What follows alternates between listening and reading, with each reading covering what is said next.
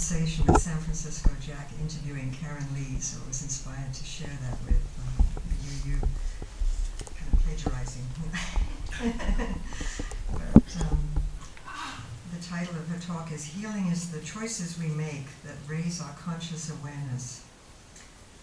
So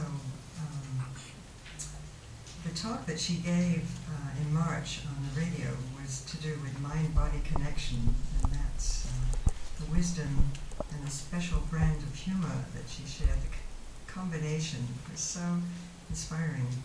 I thought we had to hear her. Karen is originally from Denver, Colorado, by way of Los Angeles, Florence, Oregon, and points in between. She used her sense of humor to take the edge off a difficult childhood. After a miscarriage, she learned to write and perform stand-up comedy. I believe Joan Rivers was one of the people that she wrote for.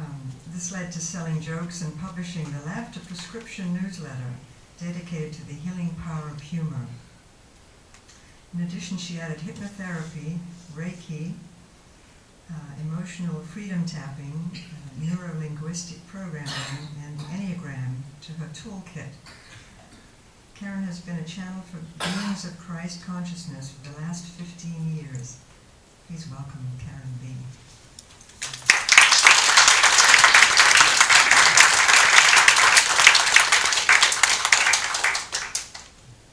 Good morning, good morning, good morning.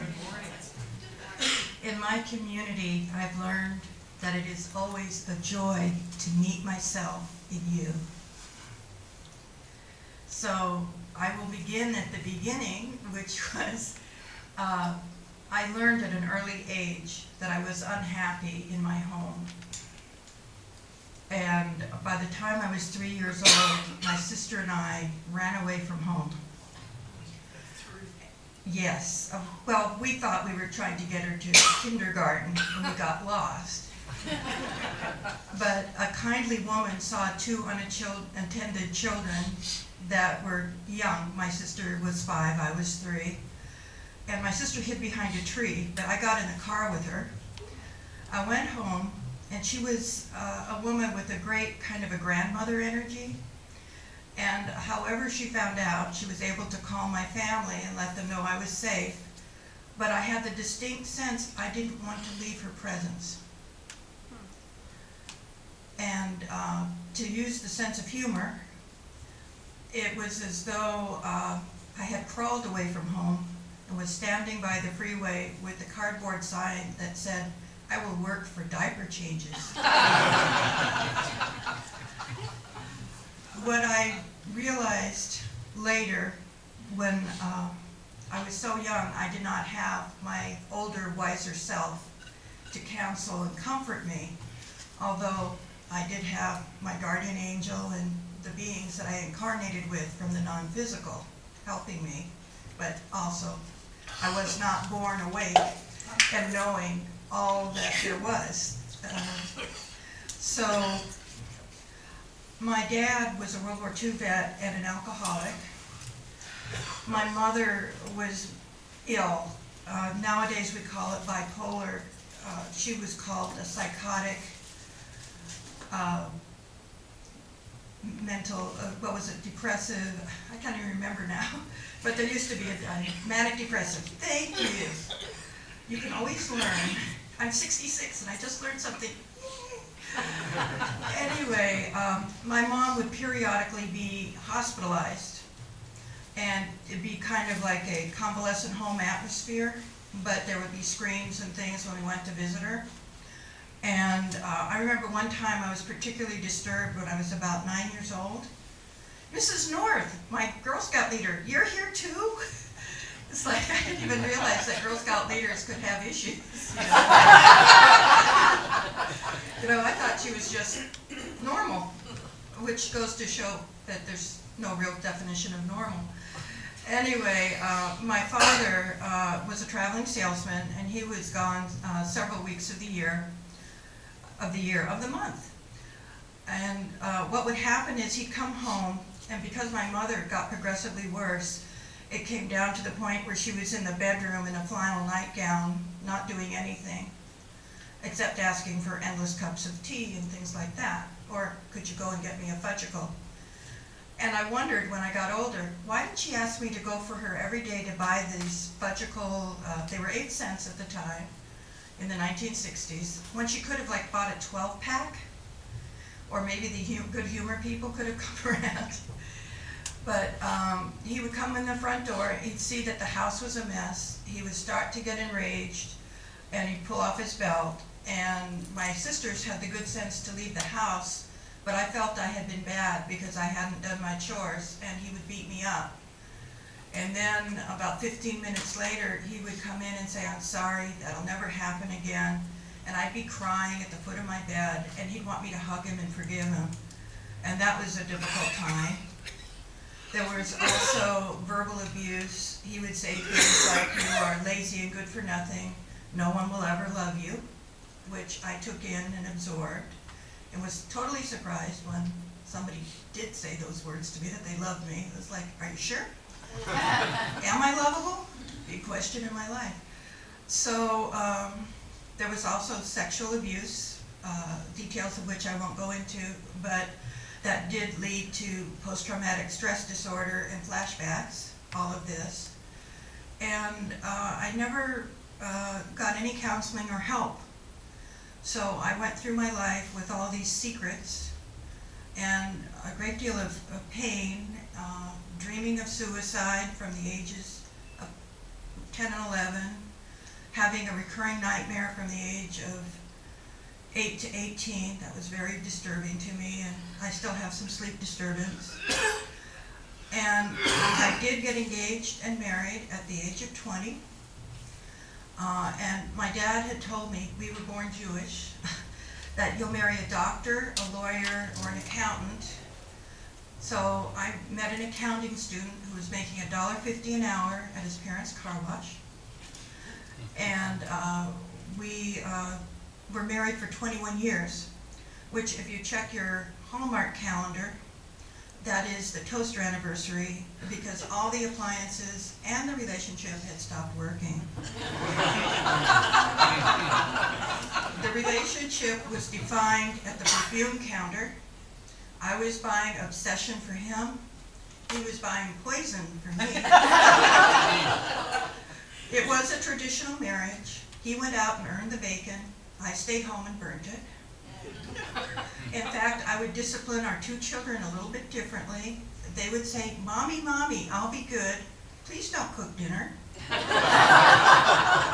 I was so bad in the kitchen that Ralph Nader actually had to come to the house and declare the Cuisinart food processor unsafe at any speed. And one of the jokes that I did tell to Joan Rivers was, "I'm a terrible housekeeper. Been doing it for 23 years, still not on a first name basis with Mr. Clean." So at the end of the marriage, and again, my sense of humor kicked in, I had the best of both worlds. I got his money, his second wife has to live with him.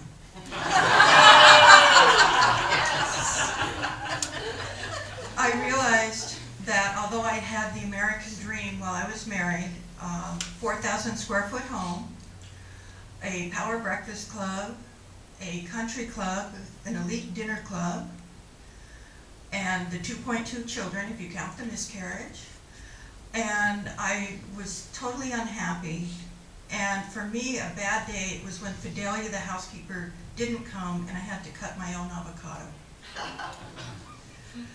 So I moved to San Diego because I always felt happier there, from Los Angeles, where I had grown up because my family moved.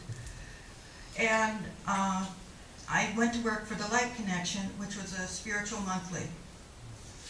And one day I was feeling really sorry for myself, and my sincere prayer was, "May the means of my healing manifest themselves to me." Within 5 minutes, a woman by the name of Shahito Kempter came to me, invited me to her home. She was doing janitorial work in exchange for having ads in our newspaper. I went to her house, she started talking to me. Within 5 minutes I was in tears. But she knew a process called nested emotions. She took me through the surface emotions to what was deeper, and I had my first direct experience of the peace that surpasses understanding. Waves and waves that built, and I said to myself, I want more of this. So I went and learned how to meditate with her, and she introduced me to her teacher, Gangaji, who now is in Ashland, but at the time she was in Marin. And I sat in satsang with Gangaji, and I had this wonderful experience when I went to talk to her. I got within several feet of her, didn't even get up to the chair next to her, and my mind stopped. It was like the blades of a ceiling fan that just went. And I didn't even have to talk to her anymore. I didn't want to move. I was just riveted. We had some talk about ego death, but it was no biggie. And eventually I went on an 8-day silent retreat with Gangaji in Crestone, Colorado, and she invited me to Boulder to be part of her marketing team for intense marketing meetings that year. And that was a wonderful experience because she always holds mini satsang, and you always have these opportunities to have everyone's question be your question and learn more about your true nature. Along the way, I learned Reiki from Shihido, had a teacher there. And then I moved to North Carolina after I took my channeling class, and I was a marketing director for a retreat. And I took more advanced Reiki to Reiki Master. Eventually, I became a certified hypnotherapist. And from Shihido, I had learned the Enneagram. From my own therapy, I had learned EFT, the tapping. And when I moved to Phoenix, Arizona, I learned the neuro-linguistic programming, how the mind and body work together to support you in your highest self. While I was in Phoenix, I did business with our mutual friend, Kat Cunningham, who I had met in San Diego. And we had a radio show. We were teaching alternative health practitioners how to market themselves. But her father was getting worse with his condition of dementia, so we broke up the household. After she left, because she was the driving force, I realized I could no longer work in the 9 to 5. I would take a job, immediately stress out, and cry and quit. So I applied for SSI, and in that process, I became homeless. I could not even afford the $325 a month rent for one room in a house. So I took my cat to a cat rescue, thinking I couldn't afford her and I'd just dump her there because it was no kill.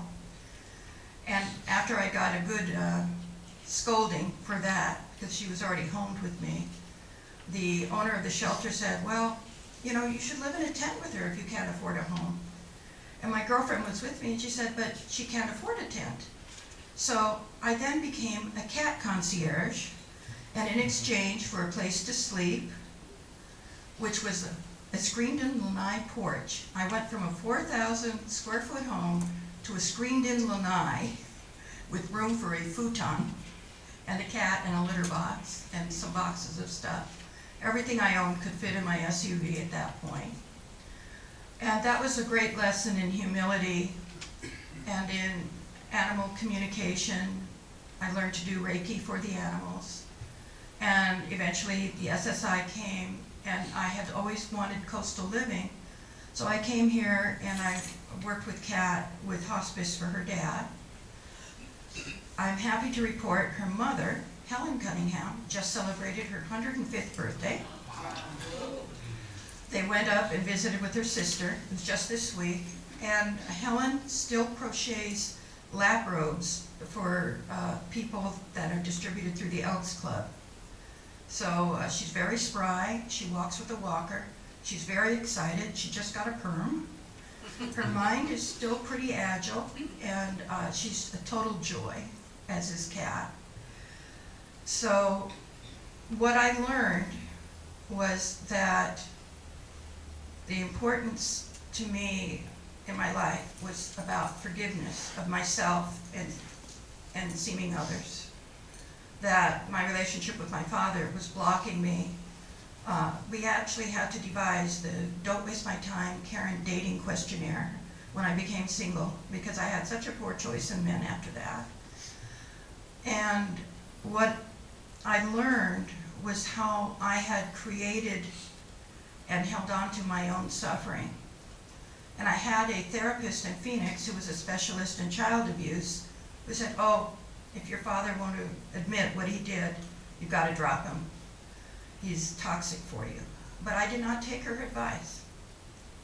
I actually talked to my father and I said, you have to admit there is something wrong. You've seen it all my life. I've had difficulty in areas that a mature adult wouldn't. And even if you won't admit that you did something, can you at least admit this happened in my life and it affected me with the residue? And he did. And that did it for me. From that point on, okay, Dad, the throat chakra's choking up. I was able to be with my father in an adult parent-to-child friendship. We talked once a week. We told jokes to each other. I visited him in San Diego. And he was about 91 when he traded in his Cadillac for a Camaro.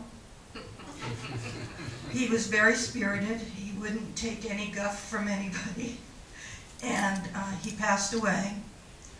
And the highlight of my life was the total forgiveness of my father and the love that we were able to share at the end of his life.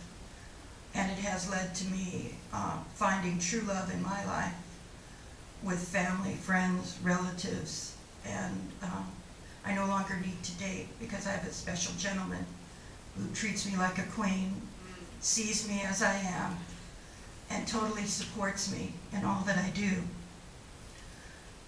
Recently, I was introduced to another modality called bars and access consciousness. And I'm very fond of clearing statements because it's so easy to get stuck in the me and my story. And I'm happy to say I now understand the path to self-realization, that while I was in San Diego, I was able to visit the Self-Realization Fellowship headquarters for Paramahansa Yogananda. I've been able to sit in satsang not only with Gangaji, Francis Lucille, Gangaji's friend Catherine Ingraham, Amachi, the hugging guru, and to receive the wisdom and also the direct channeled communication of my non-physical team. So if you know someone who says they have invisible friends, take them at their word.